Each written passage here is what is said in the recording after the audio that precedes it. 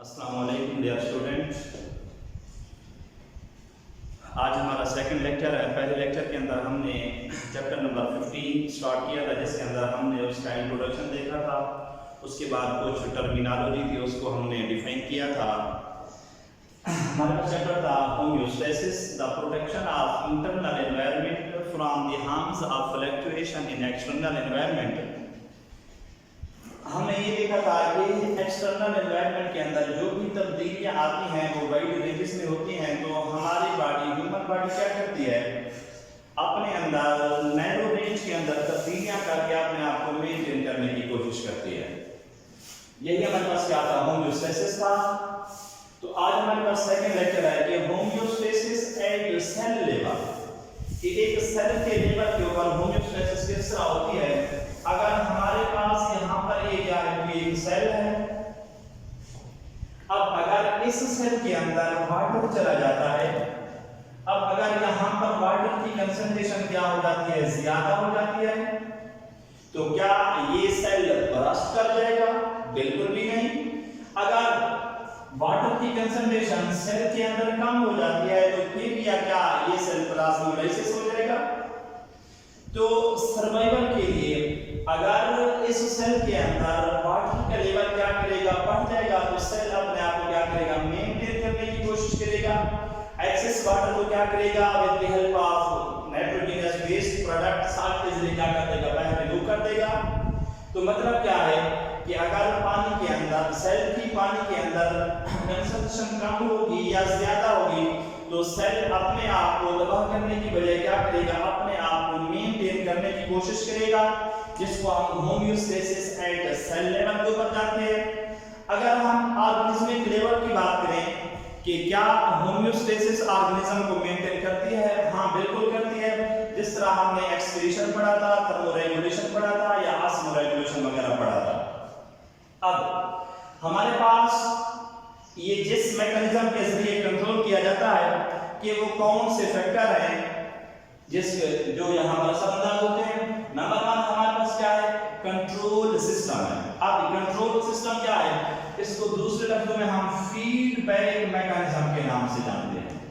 Feedback mechanism.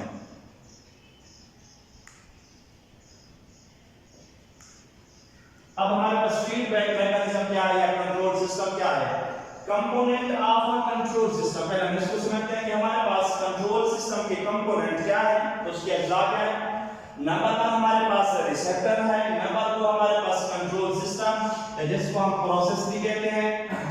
अब number 3 हमारे पास क्या है, इफेक्टर है। इनको समझने से पहले हम एक और टर्म को समझ, जिसका नाम क्या है, स्टिमुलस।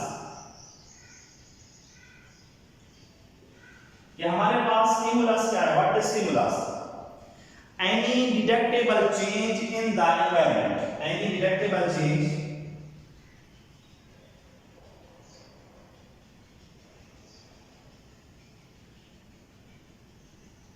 कोई तब्दीली जो हमें नजर आती है, इसको हम क्या नाम देते हैं, स्टिमुलस का नाम देते हैं।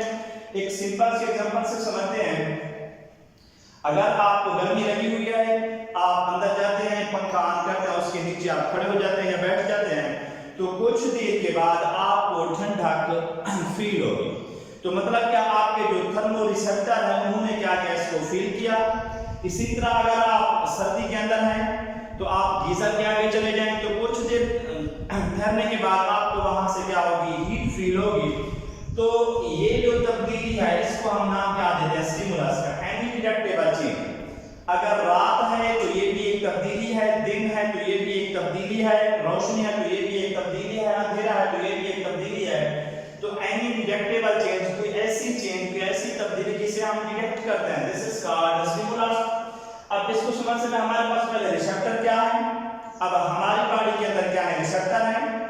सपोज करें अगर मैंने गर्म इस्त्री को हाथ लगाया तो मुझे हीट फील होगी, फौरन ही मेरे हाथ के अंदर जो क्या है, रिसेप्टर है, मतलब मेरा हाथ क्या है, रिसेप्टर है, उसको क्या करेगा, फील करेगा। फील करने के बाद ये मैसेज कहाँ जाएगा, मेरे ब्रेन के अंदर जाएगा। ब्रेन के अंदर क्या है, कंट्रोल सिस्टम है, ये इसको क्या करेगा, प्रोसेस करेगा।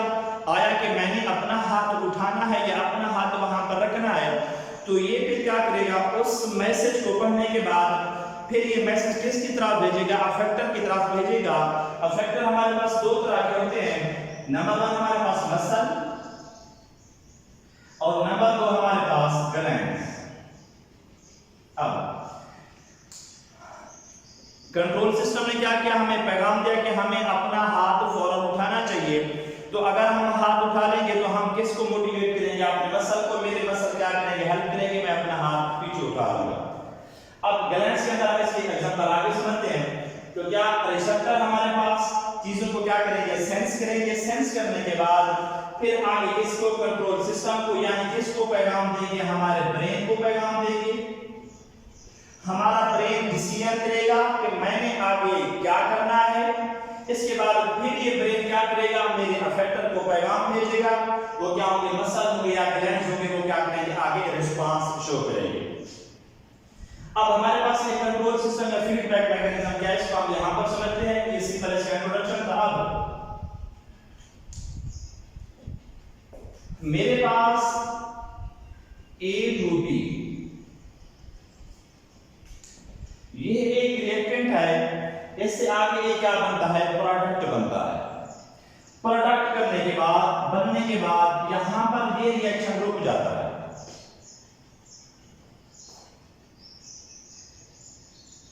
अब हमारे पास ये क्या प्रोडक्ट है, इसके हम एक एग्जांपल लेते हैं। अगर मेरी बॉडी का नॉर्मल टेंपरेचर कितना है, 37 डिग्री सेंटीग्रेड सेल्सियस है।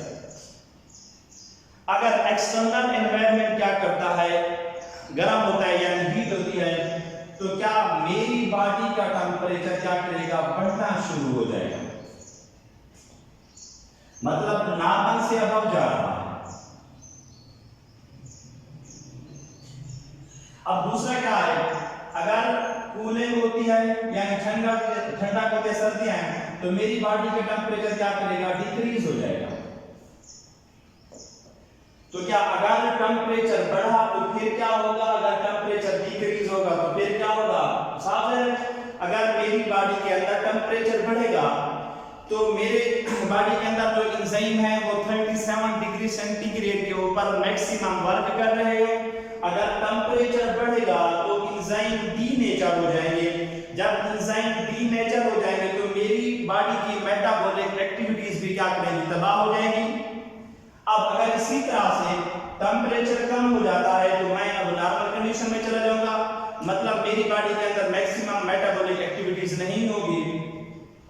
तो क्या अगर ये बॉडी के अंदर, तो इसको कंट्रोल कौन कर रहा है, फीडबैक मैकेनिज्म कंट्रोल कर रहा है। किसके जरिए, अपने प्रोडक्ट के जरिए। The production is controlled by its own product. Production is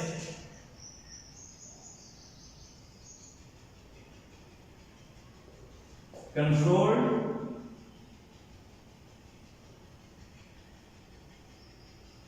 by its own product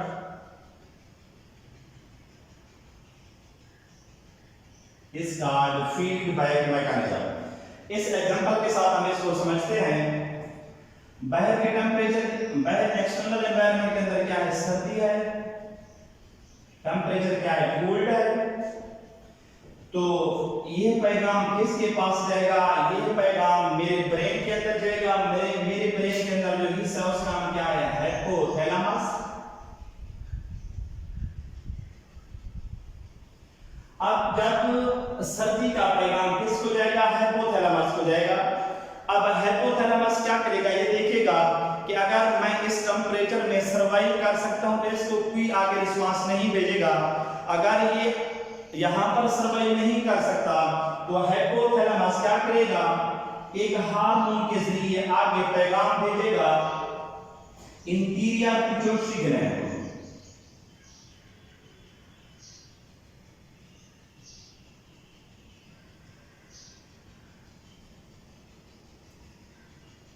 अब ये पैगाम किसके जरिए जाएगा, एक हार्मोन है जिसका नाम है thyroid releasing hormone. Thyroid releasing hormone.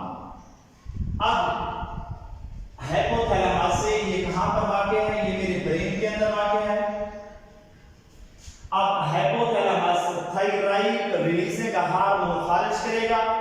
ये कहाँ का जाएगा, ये भी इंटीरियर पिट्यूटरी ग्लैंड मेरे ब्रेन के अंदर है, वहां पर जाकर इसको क्या करेगा, पैगाम देगा। फिर ये इंटीरियर पिट्यूटरी ग्लैंड आगे एक और हार्मोन रिलीज करेगा जिसका नाम है thyroid stimulating hormone. Thyroid stimulating hormone, ये थायराइड स्टिमुलेटिंग हार्मोन आगे जाने के बाद थायराइड ग्लैंड्स के ऊपर जाकर इफेक्ट करेगा। थायराइड ग्लैंड्स, अब जब थायराइड ग्लैंड्स के ऊपर जाएगा, ये थायराइड ग्लैंड क्या करेगा, ये मेरी क्या ब्लड वेसल्स है। अब ये थायराइड ग्लैंड क्या करेगा, ब्लड वेसल के अंदर थायरॉक्सिन हार्मोन खारिज कर देगा। थायरॉक्सिन हार्मोन, अब ये थायरॉक्सिन हार्मोन क्या करेगा, ये मेरी बॉडी के अंदर मेटाबॉलिक एक्टिविटी को इंक्रीज कर देगा। इसको मेटाबॉलिक एक्टिविटी,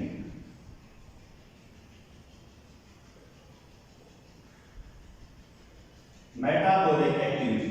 अब मेटाबॉलिक एक्टिविटी से क्या मुराद है कि मेरी बॉडी के अंदर जो रिएक्शन हो रहे हैं, यानी ग्लूकोज की तोड़-फोड़ हो रही है या जो चर्बी थी वो भी क्या टूट रही है, तो जब मेरी बॉडी के अंदर मेटाबॉलिक एक्टिविटीज बढ़ेगी तो इस दौरान क्या होगा, यहाँ पर हीट खारिज होगी। ये हीट क्या कर देगी, ये हीट मेरा बॉडी टेम्परेचर इंक्रीज कर देगी, बॉडी टेम्परेचर इंक्रीज कर देगी। तो जब बॉडी टेम्परेचर इंक्रीज होगा तो फिर क्या होगा, अब बॉडी टेम्परेचर इंक्रीज हो गया है, मेरी बॉडी ने 37 डिग्री सेंटीग्रेड को अचीव कर लिया है। अब यहाँ पर ये सर्वाइव करेगी। अब देखें, मैंने आपको कहा कि हमारे पास ए और B production is controlled by its own product. अब यहाँ पर क्या मुराद है कि हमारे पास यहाँ पर ये रिएक्शन शुरू हुआ, ये जो है ये क्या है, प्रोडक्ट है। अब ये प्रोडक्ट फिर क्या करेगा, अब ये देखेगा कि जब ब्लड के अंदर थायरॉक्सिन हार्मोन की कंसंट्रेशन बढ़ गई है, अब अगर ये मजीद रिलीज होता गया तो मेरी बॉडी का टेंपरेचर बहुत ज्यादा होगा। अब फिर वही होगा, डीनेचुरेशन ऑफ एंजाइम हो जाएगी। अब फिर क्या होगा, जब ये इंक्रीज होगा, इंक्रीज होने के बाद फिर ये क्या करेगा, ये थायरॉक्सिन हार्मोन यहां से रिलीज होगा। रिलीज होने के बाद किसके जरिए, ब्लड के जरिए जाएगा। ब्लड के जरिए कहां जाएगा, इस हाइपोथैलेमस को, हाइपोथैलेमस को ये पैगाम देगा कि अब आपने इसको रोक देना है, पीआरएच को रोक देना है, इसको भी रोक देना है, क्योंकि बॉडी ने मैक्सिमम टेंपरेचर अचीव कर लिया है। तो मतलब क्या, ये क्या था, इसका प्रोडक्शन प्रोडक्ट था, इस प्रोडक्ट ने ही क्या कर लिया, इसको अपने साथ कंट्रोल कर लिया। हमारे पास इसकी दो टाइप्स हैं, एक को हम पॉजिटिव फीडबैक मैकेनिज्म के नाम से जानते हैं, पॉजिटिव फीडबैक। दूसरा हमारे पास क्या है, नेगेटिव फीडबैक मैकेनिज्म।